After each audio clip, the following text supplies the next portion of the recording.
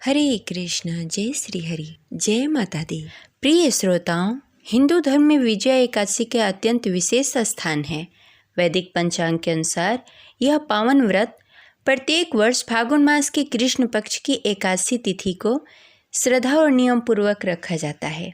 इस दिन सृष्टि के पालनहार श्री हरि विष्णु की पूजा अर्चना की जाती है और व्रत रखा जाता है। धार्मिक मान्यताओं के अनुसार विजया एकादशी का व्रत करने और भगवान विष्णु की विधि विधान से पूजा करने, उपवास रखने से जीवन में सुख समृद्धि बनी रहती है। साथ ही शत्रुओं पर विजय प्राप्त होती है, बाधाओं से मुक्ति मिलती है और रुके हुए कार्य संपन्न हो जाते हैं।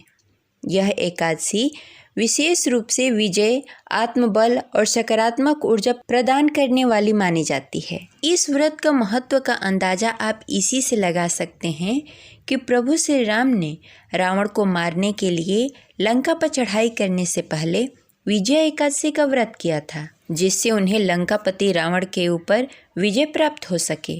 और इस एकादशी के प्रभाव से भगवान श्री राम ने रावण पर विजय प्राप्त की थी।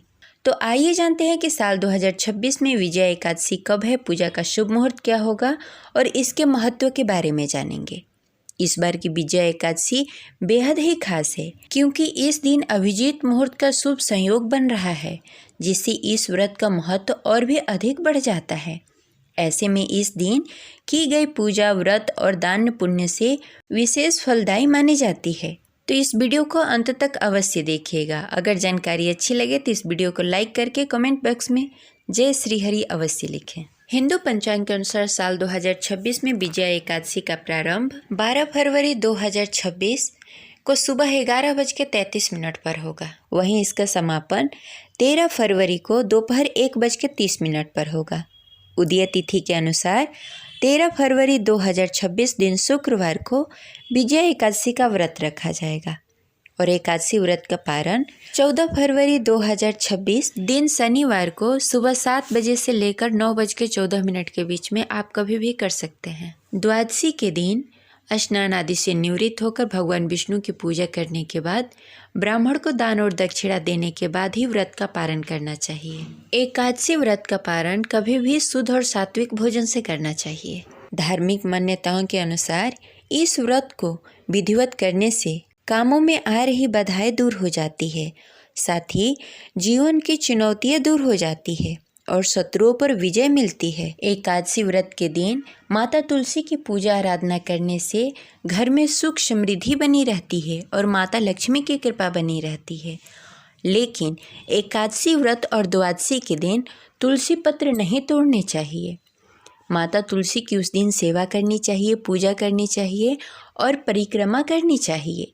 माता तुलसी की परिक्रमा 7 बार होती है और संध्या के समय में भी घी का दीपक जलाना चाहिए। और तुलसी पत्र डाले बिना भगवान विष्णु और कृष्ण जी को भोग नहीं लगाया जाता, इसलिए आप पहले ही तुलसी पत्र तोड़कर रख सकते हैं और भगवान विष्णु के भोग में तुलसी पत्र अवश्य डालना चाहिए। इस दिन श्री हरि विष्णु और माता लक्ष्मी की विधिवत पूजा करनी चाहिए और भोग लगाना चाहिए और व्रत कथा का पाठ अवश्य करना चाहिए, क्योंकि एकादशी व्रत के दिन व्रत कथा के बिना व्रत अधूरा माना जाता है। और व्रत कथा के बाद आरती संपन्न करके सब में प्रसाद वितरण करना चाहिए और भगवान विष्णु से क्षमा याचना अवश्य करनी चाहिए। एकादशी व्रत में कभी भी नमक का सेवन नहीं करना चाहिए। आप फलाहार भोजन कर सकते हैं। अगर आप व्रत नहीं भी रख रहे हैं तो गलती से भी एकादशी के दिन चावल का सेवन नहीं करना चाहिए। चावल का सेवन निषेध है। आप द्वादशी के दिन चावल का सेवन कर सकते हैं। ये रही आज की जानकारी। आशा करते हैं आपको अच्छी लगी होगी। तो इस वीडियो को लाइक करें और ज़्यादा से ज़्यादा लोगों को शेयर करें। मिलते हैं अगले वीडियो में। तब तक के लिए हरे कृष्ण, राधे राधे।